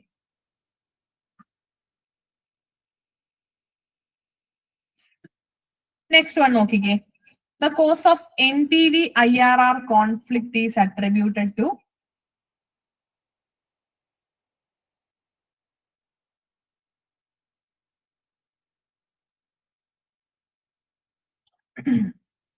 NPVയും IRRും ഒക്കെ എന്താണ്? ഇതൊക്കെ ക്യാപിറ്റൽ ബജറ്റിങ്ങിന് വേണ്ടിയിട്ട് നമുക്ക് ഉപയോഗിക്കാൻ പറ്റുന്ന ടെക്നിക്കുകളാണ് NPVയും IRRും ഒക്കെ, അല്ലെ? നമ്മൾ ഡിഫറെന്റ് ക്യാപിറ്റൽ ബജറ്റിംഗ് ടെക്നിക്സിൽ ട്രഡീഷണൽ ടെക്നിക്സും മോഡേൺ ടെക്നിക്സും പഠിച്ചിട്ടില്ലേ? അതിൽ ട്രഡീഷണൽ ടെക്നിക്സിൽ പേ ബാക്ക് പീരീഡും ഇംപ്രൂവ്മെന്റ് ടു പേ ബാക്ക് പീരീഡും അക്കൗണ്ടിങ് റേറ്റ് ഓഫ് റിട്ടേണും വരും. പിന്നെ മോഡേൺ ടെക്നിക്സിലേക്ക് വരുമ്പോൾ അല്ലെങ്കിൽ ടൈം അഡ്ജസ്റ്റഡ് അല്ലെങ്കിൽ ഡിസ്കൗണ്ടഡ് മെത്തേഡ്സിലേക്ക് വരുമ്പോൾ അവിടെ NPV, IRR, പ്രോഫിറ്റബിലിറ്റി ഇൻഡെക്സ് ഒക്കെ വരുന്നുണ്ട്, അല്ലെ? ഈ NPVയും IRRും ഈ പറഞ്ഞിരിക്കുന്ന പേ ബാക്ക് പീരീഡും ഇതെല്ലാം ക്യാപിറ്റൽ ബജറ്റിംഗ് ടെക്നിക്സ് ആ. അതായത് നമ്മൾ നേരത്തെ പറഞ്ഞ പോലെ നമ്മുടെ കയ്യിൽ ഇപ്പോൾ 10 ലക്ഷം രൂപ ക്യാപിറ്റൽ ഉണ്ട്. ഇത് നമുക്ക് പല പല പല കാര്യങ്ങളിലേക്ക് ഇൻവെസ്റ്റ് ചെയ്യണം. അപ്പോ ഓരോ പ്രൊജക്റ്റും, നമ്മുടെ മുന്നിലുള്ള ഓരോ പ്രൊജക്റ്റിനെയും നമ്മൾ എന്ത് ചെയ്യണം? ഇവാലുവേറ്റ് ചെയ്ത് നോക്കണം. ഇവാലുവേറ്റ് ചെയ്ത് നോക്കണം. അതായത് പ്രോഫിറ്റ് കൂടുതൽ ഏതിൽ നിന്നാണ്, പെട്ടെന്ന് നമ്മളിപ്പോ ഒരു ഒന്നിലേക്ക് ഇൻവെസ്റ്റ് ചെയ്താൽ ഈ ഇട്ട തുക പെട്ടെന്ന് തിരിച്ചു പിടിക്കാൻ പറ്റുന്ന ഏതിൽ നിന്നാണ്. അപ്പൊ ഇങ്ങനെ ഇവാലുവേറ്റ് ചെയ്യാനുള്ള ടെക്നിക്കുകളാണ് NPVയും IRRും ഒക്കെ. ഇതിൽ ഏത് മെത്തേഡ് വേണമെങ്കിലും നമുക്ക് ഉപയോഗിക്കാം. അപ്പൊ ഈ ചോദ്യത്തിൽ പറഞ്ഞേക്കുന്നത് NPV IRR കോൺഫ്ലിക്റ്റ് ഉണ്ടാകുന്നത് എന്ത് കാരണം കൊണ്ടാണെന്ന്. അതായത് NPVയും IRRും രണ്ട് ഡിഫറെന്റ് മെത്തേഡ്സാ. ഈ രണ്ട് ഡിഫറെന്റ് മെത്തേഡ്സ് യൂസ് ചെയ്ത് നമ്മളിപ്പോ ഒരു പ്രൊജക്ട്, നമ്മുടെ മുന്നിൽ ഒരു A എന്ന് പറയുന്ന ഒരു പ്രൊജക്ട് ഉണ്ട്. അതിനെ NPV കാൽക്കുലേറ്റ് ചെയ്തപ്പോ കിട്ടിയ ആൻസറും IRR ഇടുമ്പോൾ കിട്ടുന്ന ആൻസറും രണ്ടായിരിക്കും. അപ്പോ നമ്മൾ ഇവാലുവേഷൻ നടത്തുമ്പോൾ പോട്ടെ, നമ്മുടെ മുന്നിൽ രണ്ട് പ്രൊജക്ട് ഉണ്ടെന്ന് ഓർക്കുക. അതാകുമ്പോൾ നമുക്ക് കുറച്ചുകൂടി എളുപ്പത്തിൽ മനസ്സിലാക്കാം. നമ്മുടെ മുന്നിൽ രണ്ട് പ്രൊജക്ട് ഉണ്ട്, പ്രൊജക്ട് Aയും പ്രൊജക്ട് Bയും. ഇതിൽ ഏത് സെലക്ട് ചെയ്യണം എന്ന് ചോദിച്ചാൽ നമ്മൾ എന്ത് ചെയ്യും? നമ്മൾ വിചാരിക്കുന്നത് എന്താ? ഏതിലേക്ക് ഇൻവെസ്റ്റ് ചെയ്താലാണോ കൂടുതൽ റിട്ടേൺ കിട്ടുന്നത് അതായിരിക്കും നമ്മൾ ചൂസ് ചെയ്യുന്നത്. അപ്പൊ ഈ എയും ബിയും, പ്രൊജക്ട് Aയും പ്രൊജക്ട് Bയും നമുക്ക് ഇവാലുവേറ്റ് ചെയ്യണം. അതിന് NPVയോ IRRോ ഏതെങ്കിലും ഒരു ടെക്നിക് ഉപയോഗിച്ചുകൊണ്ട് ഇവാലുവേറ്റ് ചെയ്യാം. അപ്പൊ നമ്മൾ ആദ്യം NPV, നെറ്റ് പ്രസന്റ് വാല്യൂ ഇട്ട് ചെയ്തപ്പോ പ്രൊജക്ട് A ആണ് നല്ലതെന്ന് കാണിച്ചു. ഇനി IRR ഇട്ട് ഇവാലുവേഷൻ നടത്തിയപ്പോ പ്രൊജക്ട് B ആണ് നല്ലതെന്ന് കാണിക്കുന്നു. അവിടെ ഒരു കോൺഫ്ലിക്റ്റ് വന്നത് കണ്ടോ? NPV ഇട്ടപ്പോ പ്രൊജക്ട് A ആണ് നല്ലതെന്ന് പറയുന്നു, IRR ഇട്ട് നോക്കിയപ്പോ പ്രൊജക്ട് B ആണ് നല്ലതെന്ന് പറയുന്നു. എന്തുകൊണ്ടാണ് ഈ കോൺഫ്ലിക്റ്റ് ഉണ്ടാകുന്നത്? ഈ കോൺഫ്ലിക്റ്റ് ഉണ്ടാകാനുള്ള റീസൺസ് യെസ്, എല്ലാം ഈ പറഞ്ഞിരിക്കുന്ന എല്ലാം റീസൺസ് ആണ്. അതായത് ക്യാഷ് ഫ്ലോയുടെ നേച്ചർ. ഇപ്പം ഈ നമുക്ക് കിട്ടുന്ന പ്രൊജക്റ്റിൽ നിന്ന് തിരിച്ചു കിട്ടുന്ന റിട്ടേൺ, അത് ക്യാഷ് ഫ്ലോസ് ചിലപ്പോ യൂണിഫോം ആയിട്ടായിരിക്കും കിട്ടുന്നത്, അല്ലെങ്കിൽ ചിലപ്പോ അല്ലാതെ പല പല പല എമൗണ്ടുകളായിട്ട് നമുക്ക് ക്യാഷ് ഫ്ലോ കിട്ടാം. ഈ ക്യാഷ് ഫ്ലോസ് ചേഞ്ച് ചെയ്യുന്ന അനുസരിച്ചുകൊണ്ട് ഈ പറയുന്ന NPVയും IRRും ഇട്ട് ചെയ്യുമ്പോൾ നമുക്ക് ഡിഫറെന്റ് ആൻസേഴ്സിലേക്ക് എത്താനായിട്ടുള്ള സാധ്യതയുണ്ട്, അല്ലെ? ഡിഫറെന്റ് കൺക്ലൂഷനിലേക്ക് എത്താം. അതേപോലെ പ്രൊജക്ടിന്റെ നേച്ചറിൽ IRR ഇട്ട് ചെയ്യുവാണെങ്കിൽ നമുക്ക് ഈ പറയുന്ന റിട്ടേൺ, നമ്മൾ ഇടുന്ന പൈസ നേരത്തെ കിട്ടണം, ഇടുന്ന പൈസ എത്രയും വേഗം കിട്ടണം എന്നുള്ള രീതിയിലായിരിക്കും IRR അതിനെ ഇവാലുവേറ്റ് ചെയ്യുന്നത്. NPV ആണെങ്കിൽ കോസ്റ്റ് ഓഫ് ക്യാപിറ്റലിന്റെ ബേസിലായിരിക്കും ഇവാലുവേഷൻ നടത്തുന്നത്. പിന്നെ പ്രൊജക്ട് സൈസ് നോക്കിയാൽ IRR കൂടുതലും നമുക്ക് സ്മോളർ പ്രൊജക്ടുകൾക്കായിരിക്കും. അതായത് ഒരു ഹൈ റിട്ടേൺ കിട്ടുന്ന സ്മോളർ പ്രൊജക്ടുകളെ ആയിരിക്കും IRR പ്രിഫർ ചെയ്യുന്നത്. NPV ആണെങ്കിൽ നമുക്ക് കൂടുതൽ വെൽത്ത് ആഡ് ചെയ്യപ്പെടുന്ന പ്രൊജക്ടുകളായിരിക്കും NPV കൂടുതലായിട്ടും ഫോക്കസ് ചെയ്യുന്നത്. അപ്പൊ ഇങ്ങനെ ഇതെല്ലാം റീസൺസ് ആണ്. ഈ പല റീസൺസ് കാരണം NPVയും IRRും രണ്ടും ഇട്ട് നമ്മൾ ഇവാലുവേഷൻ നടത്തുമ്പോൾ അവിടെ ഒരു കോൺഫ്ലിക്റ്റ് ഉണ്ടാവാനുള്ള ചാൻസ് ഉണ്ട്. ഇത് നോക്കിക്കേ, രണ്ട് സ്റ്റേറ്റ്മെന്റ്സ് ആണ്. Working capital leverage refers to the sensitivity of ROI to the changes in the level of current assets. Working capital leverage is equal to percentage change in ROI to percentage change in current assets. Return on investment ആണ്, return on investment.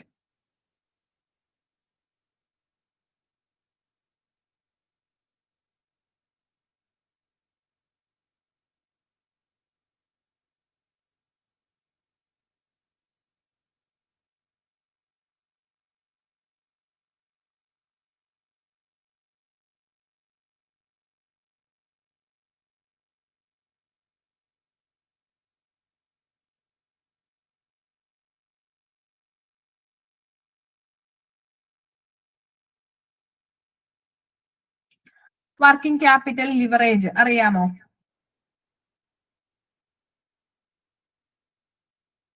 Yes, right. Sorry, C ആണ് കേട്ടോ. രണ്ടും ശരിയായിട്ടുള്ള statements ആണ്, രണ്ടും ശരിയാണ്. Working capital leverage എന്ന് പറഞ്ഞാൽ ഇത്രേ ഉള്ളൂ. വർക്കിംഗ് ക്യാപിറ്റൽ എന്ന് പറഞ്ഞാല് നമ്മുടെ കറണ്ട് അസറ്റുകളാണ് അല്ലെ. ഗ്രോസ് വർക്കിംഗ് ക്യാപിറ്റൽ എന്ന് പറഞ്ഞാൽ total current asset. Net working capital എന്ന് പറയുമ്പോൾ current asset minus current liability. ഇപ്പൊ വർക്കിംഗ് ക്യാപിറ്റൽ നമ്മുടെ കറണ്ട് അസറ്റുകളെയാണ് ഇൻഡിക്കേറ്റ് ചെയ്യുന്നത്. വർക്കിംഗ് ക്യാപിറ്റൽ ലിവറേജ് എന്ന് പറഞ്ഞാൽ അപ്പൊ എന്തായിരിക്കും? കറണ്ട് അസറ്റുകൾ യൂസ് ചെയ്തുകൊണ്ട് ഫേമിന്റെ റിട്ടേൺ കൂട്ടുക എന്നുള്ളതാണ് വർക്കിംഗ് ക്യാപിറ്റൽ ലിവറേജിൽ മീൻ ചെയ്യുന്നത്. So sensitivity to return on investment to changes in level of current asset. Current asset കൂട്ടുമ്പോ എത്രത്തോളം നമ്മുടെ റിട്ടേൺ കൂടുന്നു. കറണ്ട് അസറ്റ് കൂടുതലായിട്ട് നമ്മൾ ഇൻവെസ്റ്റ് ചെയ്യുമ്പോൾ അല്ലെങ്കിൽ നമ്മുടെ ബിസിനസ്സിലേക്ക് കറണ്ട് അസറ്റുകൾ കൂട്ടുമ്പോൾ അതനുസരിച്ച് എത്രത്തോളം റിട്ടേൺ നമുക്ക് കിട്ടുന്നു എന്നുള്ളതാണ് വർക്കിംഗ് ക്യാപിറ്റലിനകത്ത് നോക്കുന്നത്. സ്റ്റേറ്റ്മെന്റ് 1 ശരിയാണ്.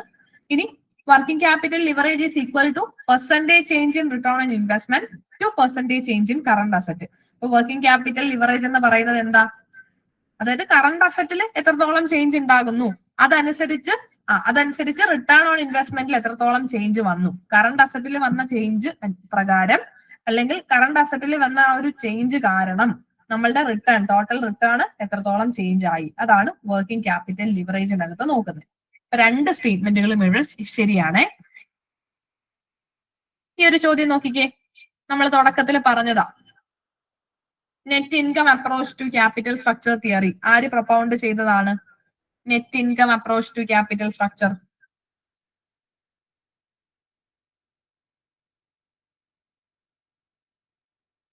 ക്ലാസിന്റെ തുടക്കത്തിൽ പറഞ്ഞതായിരുന്നല്ലോ.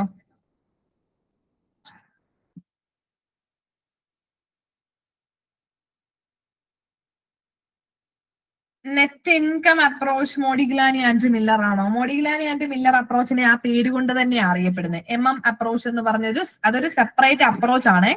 മോഡിഗ്ലാനി ആൻഡ് മില്ലർ എന്ന് പറയുന്നത് ഒരു സെപ്പറേറ്റ് അപ്രോച്ച് ആണ്. MM approach. Yes, MM approach. ഇവിടെ നെറ്റ് ഇൻകം അപ്രോച്ച് കൊണ്ടുവന്ന ആളുടെ പേരാണ് ചോദിച്ചേക്കുന്നത്. ഈ MM അപ്രോച്ച് കൊണ്ടുവന്ന ആളും അവര് തന്നെയാണ്. ഫ്രാങ്കോ മോഡിഗ്ലാനിയും മെർട്ടൺ മില്ലറും അവരുടെ പേര് തന്നെയാണ് അപ്രോച്ചിന്റെയും പേര്. നെറ്റ് ഇൻകം അപ്രോച്ച് കൊണ്ടുവന്ന ആളുടെ പേര് അറിയാമോ? നമ്മൾ നേരത്തെ പറഞ്ഞായിരുന്നു. നെറ്റ് ഇൻകം അപ്രോച്ചും നെറ്റ് ഓപ്പറേറ്റിംഗ് ഇൻകം അപ്രോച്ചും രണ്ടും ഡിഫറെന്റ് ആണെങ്കിലും ഡിഫറെന്റ് ഓപ്പോസിറ്റ് അപ്രോച്ചുകൾ ആണെങ്കിലും കൊണ്ടുവന്നത് ഒരാളാണ്. ഡേവിഡ് ഡുറന്റ് ആണ് ഈ ഒരു നെറ്റ് ഇൻകം അപ്രോച്ചും നെറ്റ് ഓപ്പറേറ്റിംഗ് ഇൻകം അപ്രോച്ചും. ക്യാപിറ്റൽ സ്ട്രക്ചർ തിയറിയിലെ നെറ്റ് ഇൻകം അപ്രോച്ചും നെറ്റ് ഓപ്പറേറ്റിംഗ് ഇൻകം അപ്രോച്ചും ആ രണ്ട് അപ്രോച്ചുകൾ ഓർത്ത് വെച്ചോണേ. ഡേവിഡ് ഡുറന്റ് തന്നെ നെറ്റ് ഇൻകം അപ്രോച്ചിൽ പറഞ്ഞ എന്തായിരുന്നു? ക്യാപിറ്റൽ സ്ട്രക്ചറും ഫേമിന്റെ വാല്യൂ റെലവെന്റ് ആണ്. അതായത് നമ്മുടെ ടോട്ടൽ ക്യാപിറ്റൽ സ്ട്രക്ചറിൽ കൂടുതൽ ഡെപ്റ്റ് ഉപയോഗിക്കുമ്പോൾ നമ്മളുടെ ഓവറോൾ മാർക്കറ്റ് വാല്യൂ കൂടും. അതാണ് നെറ്റ് ഇൻകം അപ്രോച്ചില് ഡേവിഡ് ഡുറന്റ് പറയുന്നത്. ഇനി നെറ്റ് ഓപ്പറേറ്റിംഗ് ഇൻകം അപ്രോച്ചിൽ ഇതേ വ്യക്തി നെറ്റ് ഓപ്പറേറ്റിംഗ് ഇൻകം അപ്രോച്ചും കൊണ്ടുവന്ന ആള് ഡേവിഡ് ഡുറന്റ് തന്നെയാണ്. നെറ്റ് ഓപ്പറേറ്റിംഗ് ഇൻകം അപ്രോച്ചിൽ ഇദ്ദേഹം പറഞ്ഞു ഫേമിന്റെ വാല്യൂ കൂടണമെങ്കിൽ അത് ഓപ്പറേറ്റിംഗ് പ്രോഫിറ്റിനെ ഡിപ്പെൻഡ് ചെയ്തിട്ടിരിക്കും. ഫേമിന്റെ ഓപ്പറേറ്റിംഗ് പ്രോഫിറ്റിനെ ഡിപ്പെൻഡ് ചെയ്തിട്ടിരിക്കും. അതാണ് നെറ്റ് ഓപ്പറേറ്റിംഗ് ഇൻകം അപ്രോച്ചിൽ പറഞ്ഞത്. ഓക്കെ, രണ്ടും കൊണ്ടുവന്നത് ഒരാളാണ്. നെക്സ്റ്റ് നോക്കിക്കേ, A bird in hand is better than two in the Bush.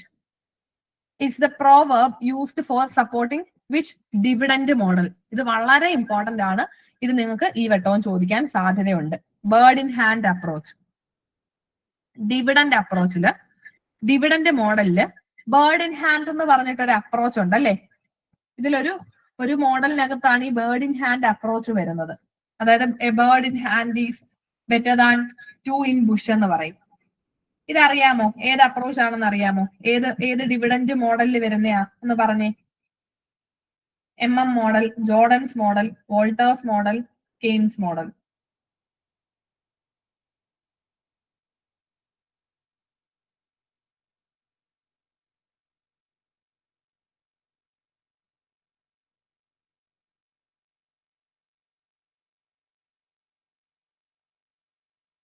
Yes, right, ശരിയായിട്ടുള്ള ആൻസർ ആണല്ലോ. ജോർഡൻസ് മോഡൽ ആണ് അല്ലെ. ബേർഡ് ഇൻ ഹാൻഡ് അപ്രോച്ച് വരുന്നത് ജോർഡൻസ് മോഡലിലാണ്. അപ്പൊ ഇതെന്താ നോക്കിക്കേ, ഇതൊരു പ്രോവർബ് ആണ്. നമ്മൾ ഈ പഴഞ്ചൊല്ലൊക്കെ പറയത്തില്ലേ, A bird in hand is better than two in the Bush. അതായത് നമ്മുടെ കയ്യിൽ ഒരു ബേർഡ് ഉണ്ട്, നമ്മളൊരു കിളിയെ നമ്മുടെ കയ്യിൽ പിടിച്ചു വെച്ചിട്ടുണ്ട്. ഇനി നമ്മളെ നോക്കുമ്പോൾ നമ്മുടെ മുറ്റത്ത് ആ ഒരു പൂന്തോട്ടത്തില് 2 കിളികൾ ഇരിപ്പുണ്ട്. അപ്പം ബുഷിൽ 2 കിളി, പൂന്തോട്ടത്തിലാണെങ്കിൽ 2 കിളി ഇരിപ്പുണ്ട്. നമ്മുടെ കയ്യിൽ പിടിച്ചു വെച്ചേക്കുന്നത് ഒരെണ്ണേ ഉള്ളൂ.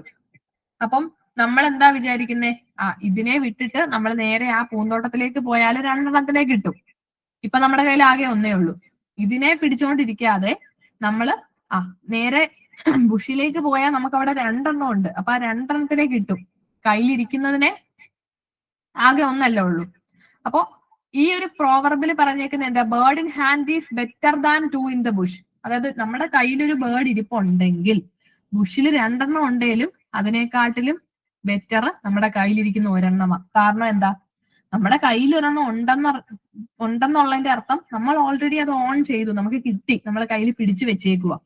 അതിനെ വിട്ടിട്ട് നമ്മൾ ബുഷിൽ 2 ഉണ്ടെന്നും പറഞ്ഞ് അങ്ങോട്ടേക്ക് പോയാല് ചിലപ്പോ അതും ഇല്ല ഇതും ഇല്ലാതായി പോവും അല്ലെ.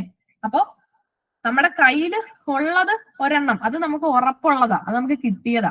അപ്പം നമ്മുടെ മുന്നിൽ 2 ബേർഡ് ഉണ്ട്, പക്ഷെ അത് ഉറപ്പില്ല, കിട്ടുവോ കിട്ടത്തില്ലയോ എന്നുള്ളത് ഉറപ്പില്ലാത്തൊരു കാര്യമാണ്. ചിലപ്പോ കിട്ടും, ചിലപ്പോ കിട്ടത്തില്ല.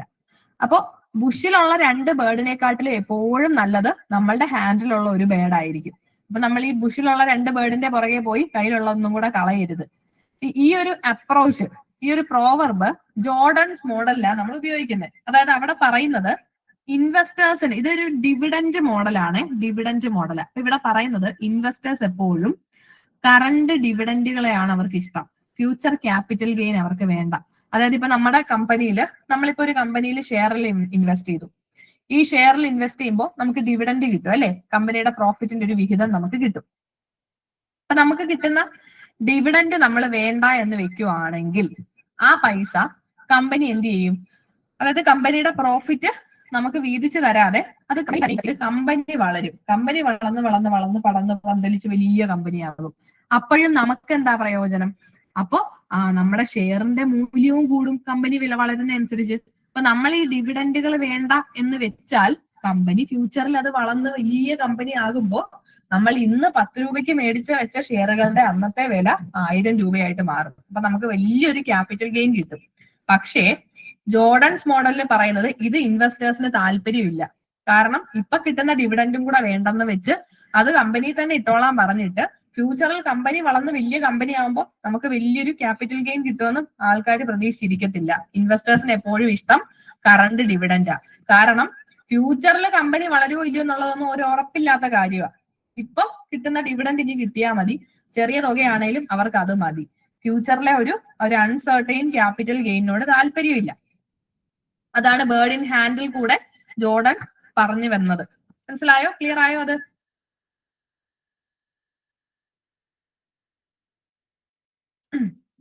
ഓക്കെ, യെസ്, അതാണ് ജോർഡൻസ് മോഡലിലെ ബേർഡ് ഇൻ ഹാൻഡ് അപ്രോച്ചിലും പറയുന്നത്. യെസ്, നെക്സ്റ്റ് ചോദ്യം നോക്കിക്കേ. Risk attributable to economy wide factors. Different types of റിസ്കുകളുണ്ട് ബിസിനസ് റിസ്കില്.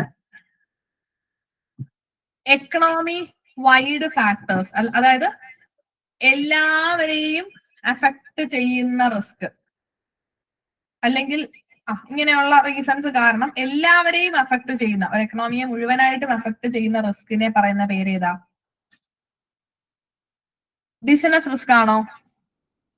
എല്ലാവരെയും, അതായത് ഇപ്പം ഒരു ഒരു ഒരു ബിസിനസിനെ മാത്രമല്ല, എല്ലാവരെയും അഫക്ട് ചെയ്യുന്ന റിസ്കുകളാണ് സിസ്റ്റമാറ്റിക് റിസ്ക്. സിസ്റ്റമാറ്റിക് റിസ്ക് അതായത് ഇങ്ങനെ ഓർത്താൽ മതി, സിസ്റ്റമാറ്റിക് എന്ന് പറയുമ്പോൾ ഒരു സിസ്റ്റത്തിനെ മുഴുവനായിട്ട് ബാധിക്കുന്ന റിസ്ക്. അതിലൊരു സ്പെസിഫിക് ബിസിനസിനെ മാത്രമായിരിക്കത്തില്ല ബാധിക്കുന്നത്. ഇപ്പൊ നമ്മളുടെ നാട്ടില് ഇൻഫ്ലേഷൻ, പണത്തിന്റെ മൂല്യം കുറയുന്നു. പണത്തിന്റെ മൂല്യം കുറയുമ്പോൾ അത് ഒരു ബിസിനസിനെ മാത്രമാണോ? ആ നാട്ടിലുള്ള അല്ലെങ്കിൽ ആ ഒരു രാജ്യത്തുള്ള എല്ലാ ബിസിനസ്സുകളെയും അത് ബാധിക്കും. അപ്പൊ ഇത് എല്ലാവരെയും ബാധിക്കുന്ന റിസ്കുകളാണ് സിസ്റ്റമാറ്റിക് റിസ്ക്. ഇനി ഏതെങ്കിലും ഒരു സ്പെസിഫിക് ഇൻഡസ്ട്രി അല്ലെങ്കിൽ ഒരു സ്പെസിഫിക് ബിസിനസിനെ മാത്രം ബാധിക്കുന്ന റിസ്കുകളാണ് അൺസിസ്റ്റമാറ്റിക് റിസ്ക്. അതിനെ നമുക്ക് ബിസിനസ് റിസ്ക് എന്നും പറയാം. ഓക്കെ, അടുത്ത ചോദ്യം നോക്കിക്കേ, സ്റ്റേറ്റ്മെന്റ് ടൈപ്പ് ആണ്. Overall cost of capital and weighted average cost of capital are one and the same. Cost of retained earning is 0.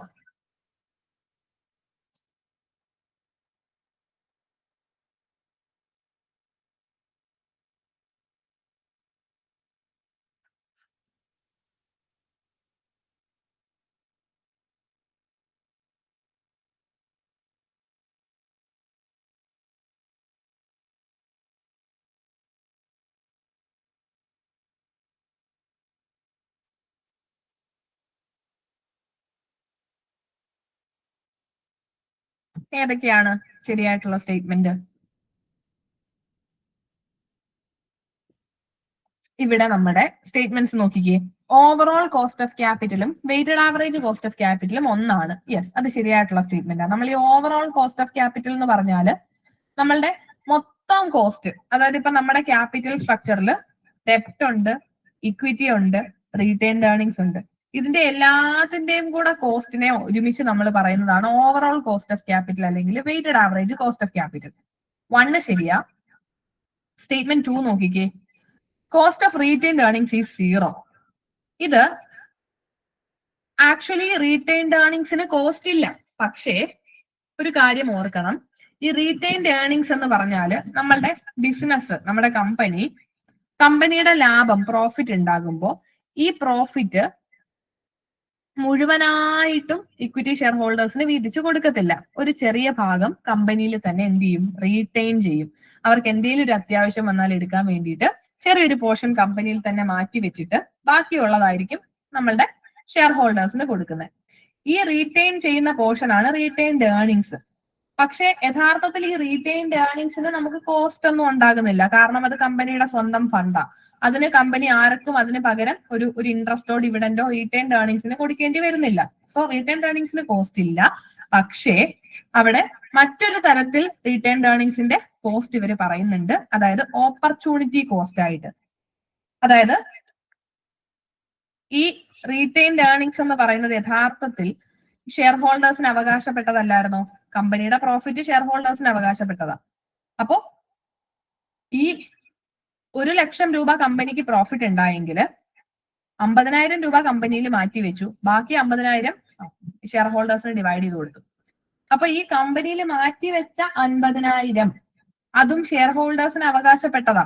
അവര് വേണ്ട, അല്ലെങ്കിൽ കമ്പനിയിൽ തന്നെ വെച്ചോ എന്ന് പറഞ്ഞത് കൊണ്ടാണ് അത് കമ്പനിയിൽ വെച്ചേക്കുന്നത്. അപ്പോ ഇത് ഷെയർ ഹോൾഡേഴ്സിന് കൊടുത്തിരുന്നെങ്കിൽ ആ ഷെയർ ഹോൾഡേഴ്സിന് ഇത് കൊണ്ടുപോയിട്ട് വേറെ എവിടെയെങ്കിലും ഇൻവെസ്റ്റ് ചെയ്യായിരുന്നു, അല്ലെങ്കിൽ നമ്മുടെ കമ്പനിയിൽ തന്നെ റീഇൻവെസ്റ്റ് ചെയ്യായിരുന്നു. അങ്ങനെ അവർക്കൊരു റിട്ടേൺ കിട്ടിയേനെ. അപ്പൊ ആ കിട്ടാതെ പോയ നഷ്ടങ്ങൾ ഷെയർ ഹോൾഡേഴ്സിന് ഈ ഒരു പൈസ കിട്ടാഞ്ഞത് കൊണ്ട് അവർക്ക് നഷ്ടമായ പലിശകളെയൊക്കെയാണ് കോസ്റ്റ് ഓഫ് റീറ്റെയിൻഡ് ഏർണിംഗ്സ് ആയിട്ട് നമ്മൾ പറയുന്നത്. ഓക്കെ, അപ്പൊ കോസ്റ്റ് ഓഫ് റീറ്റെയിൻഡ് ഏർണിംഗ്സ് ഒരിക്കലും 0 അല്ല. അത് ഷെയർ ഹോൾഡേഴ്സിന്റെ ഓപ്പർച്യൂണിറ്റി കോസ്റ്റ് ആണ്. അവർക്ക് ഇത് കിട്ടിയിരുന്നുവെങ്കിൽ, ഈ ഒരു റീറ്റെയിൻഡ് ഏർണിംഗ്സും കൂടെ ഡിവിഡൻഡ് ആയിട്ട് കിട്ടിയിരുന്നുവെങ്കിൽ അവർക്ക് അത് എവിടെയെങ്കിലും കൊണ്ട് ഇൻവെസ്റ്റ് ചെയ്തിട്ട് അതിൽ നിന്ന് പലിശയൊക്കെ കിട്ടിയേനെ. അപ്പൊ ആ നഷ്ടമായ ബെനഫിറ്റുകളാണ്, ഓക്കെ, ഷെയർ ഹോൾഡേഴ്സിന് നഷ്ടമായ ബെനഫിറ്റുകളാണ് റീറ്റെയിൻഡ് ഏർണിംഗ്സിന്റെ കോസ്റ്റ് ആയിട്ട് കണക്കാക്കുന്നത്. അതുകൊണ്ട് ഒരിക്കലും കോസ്റ്റ് ഓഫ് റിട്ടേൺ ഏർണിംഗ്സ് 0 അല്ല. അപ്പോൾ സ്റ്റേറ്റ്മെന്റ് 1 മാത്രമാണ് ഇവിടെ ശരിയായിട്ടുള്ളത്. യെസ്. നെക്സ്റ്റ് ക്വസ്റ്റ്യൻ നോക്കിക്കേ. Which of the following is not a discounted cash flow technique of capital budgeting? ഇതും വളരെ ഇമ്പോർട്ടന്റ് ആണ്. ക്യാപിറ്റൽ ബജറ്റിംഗ് ടെക്നിക്സ് പഠിക്കുമ്പോൾ എപ്പോഴും ട്രഡീഷണൽ മെത്തേഡ്സും മോഡേൺ മെത്തേഡ്സും ഇത് രണ്ടും കൃത്യമായിട്ട് ഏതൊക്കെയാണെന്ന് പഠിച്ചു വെച്ചേക്കണേ.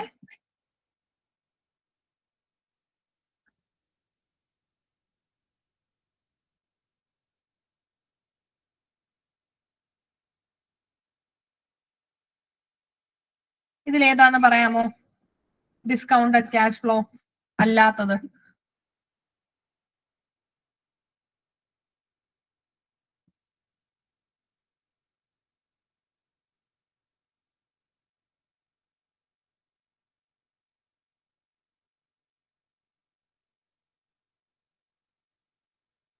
ഇവിടെ ഓപ്ഷൻ എ ആണ് കേട്ടോ, അക്കൗണ്ടിങ് റേറ്റ് ഓഫ് റിട്ടേൺ. കാരണം നമ്മൾ നേരത്തെ പറഞ്ഞു ട്രഡീഷണൽ ടെക്നിക്സ് ആണ് pay back period, improvement to pay back period, accounting rate of return. ഇതൊന്നും ടൈം അഡ്ജസ്റ്റഡ് അല്ല, time value of money consider ചെയ്യാത്ത ടെക്നിക്സ് ആണ്. പിന്നെ NPV, IRR, internal rate of return, ഇതൊക്കെ MIRR modified internal rate of return ആണ്. NPVയും IRRഉം profitability index modified internal rate of റിട്ടേണും എല്ലാം ഡിസ്കൗണ്ടഡ് മെത്തേഡ്സ്, അതായത് നമ്മളുടെ ടൈം വാല്യൂ ഓഫ് മണിയെ കൺസിഡർ ചെയ്തിട്ടുള്ള ക്യാപിറ്റൽ ബജറ്റിംഗ് ടെക്നിക്സ് ആണ്. അപ്പൊ ഇതില് ഡിസ്കൗണ്ടഡ് മെത്തേഡ് അല്ലാത്തത് ARR മാത്രമായിരിക്കും. ഓക്കെ, നെക്സ്റ്റ് ചോദ്യം നോക്കിക്കേ. Primary objective of financial management. Financial മാനേജ്മെന്റിന്റെ പ്രൈമറി ഒബ്ജക്റ്റീവ് എന്താന്ന് പറയാമോ? Profit maximisation, avoidance of risk in investment, maximisation of risk in investment, wealth maximisation. അത് നമുക്ക് എപ്പോഴും തെറ്റിപ്പോകുന്നതാണ്. ഫൈനാൻഷ്യൽ മാനേജ്മെന്റിന്റെ പ്രൈമറി ഒബ്ജക്റ്റീവ് എന്ന് പറഞ്ഞാൽ വെൽത്ത് മാക്സിമൈസേഷൻ ആണ് കേട്ടോ. സെക്കൻഡറി ഒബ്ജക്റ്റീവുകളിൽ വരുന്നതാണ് ഈ പ്രോഫിറ്റ് മാക്സിമൈസേഷനും റിസ്ക് അവോയ്ഡൻസും ഒക്കെ. വെൽത്ത് മാക്സിമൈസ്, ഷെയർ ഹോൾഡേഴ്സിന്റെ വെൽത്ത്, അതായത് നമ്മുടെ ഷെയറുകളുടെ പ്രൈസ്, ഷെയറിന്റെ വാല്യൂ, മാർക്കറ്റ് വാല്യൂ കൂട്ടുക എന്നുള്ളതാണ് ഫൈനാൻഷ്യൽ മാനേജ്മെന്റിന്റെ പ്രൈമറി ഒബ്ജക്റ്റീവ്. പ്രോഫിറ്റ് കൂട്ടുക, ഇൻവെസ്റ്റ്മെന്റിലെ റിസ്ക് കുറയ്ക്കുക, ഇതെല്ലാം സെക്കൻഡറി ഒബ്ജക്റ്റീവ്സ് ആയിട്ട് നമുക്ക് പഠിക്കാനുള്ളത്. ഓക്കെ, ഇത് നമ്മൾ ആദ്യം തൊട്ട് ഓരോ അപ്രോച്ചുകളെ പറഞ്ഞു വന്നതാ. നോക്കിക്കേ. The market value of a firm and its cost of capital are independent of its capital structure is the basic assumption of ഏത് അപ്രോച്ചിന്റെ അസംഷനിലായി പറയുന്നേ? Market value of a firm and its cost of capital are independent of capital structure. ഫേമിന്റെ market value capital സ്ട്രക്ചറും തമ്മിൽ ഒരു ബന്ധവും ഇല്ല. Independence, irrelevancy. Very good. Option A MM approach ആണ് അല്ലെ. MM approach Modigliani and Miller അപ്രോച്ചിലാണ് ഫേമിന്റെ മാർക്കറ്റ് വാല്യൂ കോസ്റ്റ് ഓഫ് ക്യാപിറ്റലും ഡിപെൻഡന്റ് ആണ്. ഫേമിന്റെ മാർക്കറ്റ് വാല്യൂ ക്യാപിറ്റൽ സ്ട്രക്ചറും ഇൻഡിപെൻഡന്റ് ആണെന്ന് പറയുന്നത്. അതായത് ക്യാപിറ്റൽ സ്ട്രക്ചറിൽ ഡെപ്റ്റ് കൂട്ടിയാലും ഇക്വിറ്റി കൂട്ടിയാലും എന്തൊക്കെ ചെയ്താലും ഫേമിന്റെ മാർക്കറ്റ് വാല്യൂവിനെ അത് അഫക്ട് ചെയ്യുകയില്ല. അതാണ് MM അപ്രോച്ചിൽ പറയുന്നത്. നെക്സ്റ്റ് വൺ നോക്കിക്കേ. Interest rate risk is A type of. Interest rate risk എന്ന് പറയുന്നത് ഏത് തരത്തിലുള്ള റിസ്ക് ആണ്? Market risk, liquidity risk, credit risk.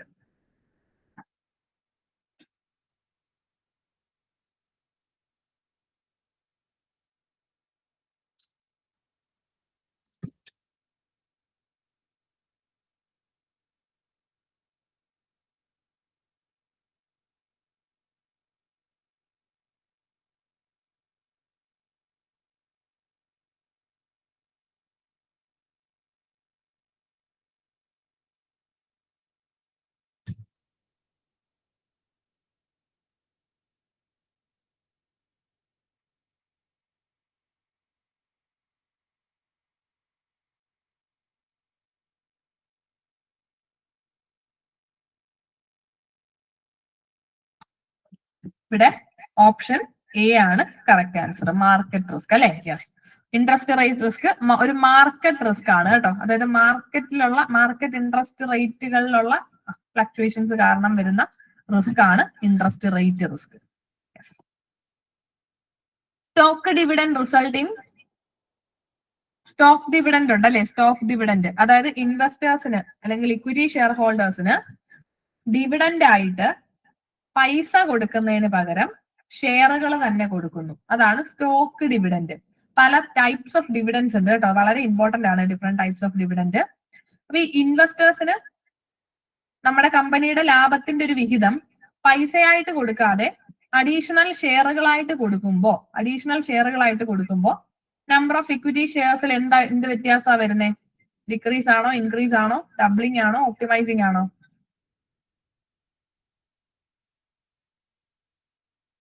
Yes, right, increasing അല്ലെ? ഇൻക്രീസിങ്. സ്റ്റോക്ക് ഡിവിഡൻഡുകൾ എപ്പോഴും ഇക്വിറ്റി ഷെയറുകൾ കൂട്ടും. നമ്പർ ഓഫ് സ്റ്റോക്ക് ഡിവിഡൻഡ് കൊടുക്കുമ്പോൾ നമ്പർ ഓഫ് ഇക്വിറ്റി ഷെയർസ് കൂടുമായിരിക്കും ചെയ്യുന്നത്. കാരണം പൈസയായിട്ട് ഡിവിഡൻഡ് നമ്മൾ പൈസയായിട്ട് കൊടുക്കാതെ പകരം ഇക്വിറ്റി ഷെയറുകളായിട്ട് ഡിവിഡൻഡ് കൊടുക്കുന്നു. ഡിവിഡൻഡ് പൈസയായിട്ട് കൊടുക്കുന്നതിന് പകരം അഡീഷണൽ ഷെയറുകൾ കൊടുക്കുന്നതാണ് സ്റ്റോക്ക് ഡിവിഡൻഡ്. അത് നമ്മളുടെ ഡിവിഡൻഡ് ടോട്ടൽ ഇക്വിറ്റി ഷെയർസിനെ ഇൻക്രീസ് ചെയ്യിക്കും. ഇത് നമ്മൾ കുറച്ച് മുന്നേ കണ്ടതാ. അതായത് ഈ ചോദ്യം തന്നെ 2 പ്രാവശ്യം റീസെന്റ് ആയിട്ട് ഒരുമിച്ച് നടന്ന 2 എക്സാമുകൾക്ക് ചോദിച്ചു. 2 സൈക്കിളിലായിട്ട് ചോദിച്ചതാണ് കേട്ടോ. Bird in hand is worth 2 in the bush is quoted by Gordon's approach അല്ലെ? Gordon's approach bird in hand is worth than 2 in the bush എന്ന് പറഞ്ഞേക്കുന്നത്. ഇത് വളരെ ഇമ്പോർട്ടന്റ് സ്റ്റേറ്റ്മെന്റ് ആണ്. ജോർഡൻസ് അപ്രോച്ചും ഇമ്പോർട്ടന്റ് ആണ്. അത് ഉറപ്പായിട്ടും വരും. ഈ അപ്രോച്ചും ജോർഡൻസ് അപ്രോച്ചും വോൾട്ടേഴ്സ് മോഡലും ഒക്കെ എക്സാമിന് ചോദിക്കുന്നതാ. തിയറി ഉറപ്പായിട്ടും ഒരു ചോദ്യം വരും. അതിന് തെറ്റിക്കത്തില്ലല്ലോ, ആൻസർ കറക്റ്റ് ആക്കത്തില്ലേ എക്സാമിന് വന്നാലും? യെസ്. നെക്സ്റ്റ് വൺ നോക്കിക്കേ. Which of the following relates to investment decision?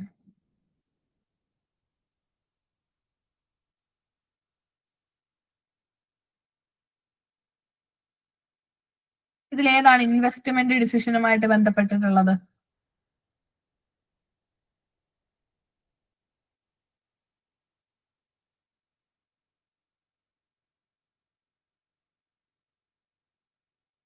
അത് ഇൻവെസ്റ്റ്മെന്റ് ആണോ? Raising fund through debenture. നമ്മൾ ഡിബഞ്ചറുകൾ ഇഷ്യൂ ചെയ്തുകൊണ്ട് ഫണ്ട് റേസ് ചെയ്യുന്നു എന്ന് പറഞ്ഞാൽ അത് ഫൈനാൻസിങ് ഡിസിഷൻ അല്ലേ?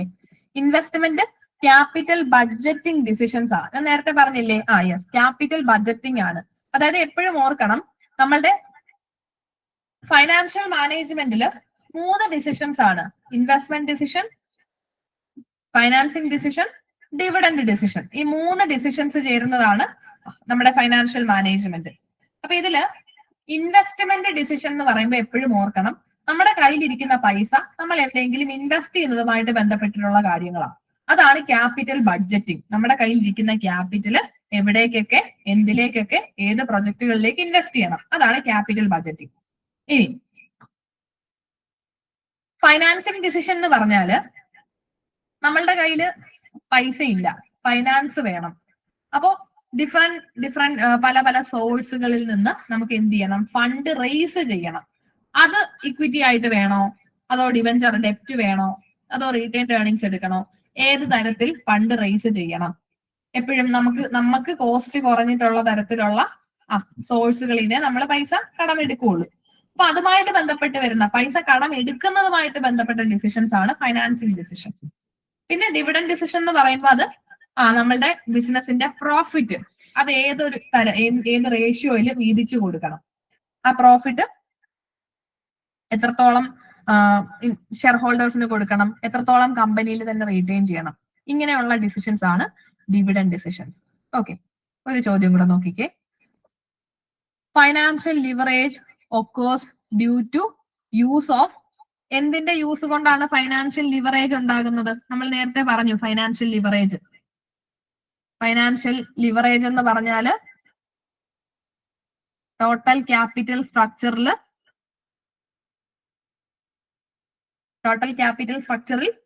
ഡെപ്റ്റ് കൂടുതലായിട്ട് ഉപയോഗിക്കുന്നതാണ് ഫൈനാൻഷ്യൽ ലിവറേജ് അല്ലെ? യെസ്.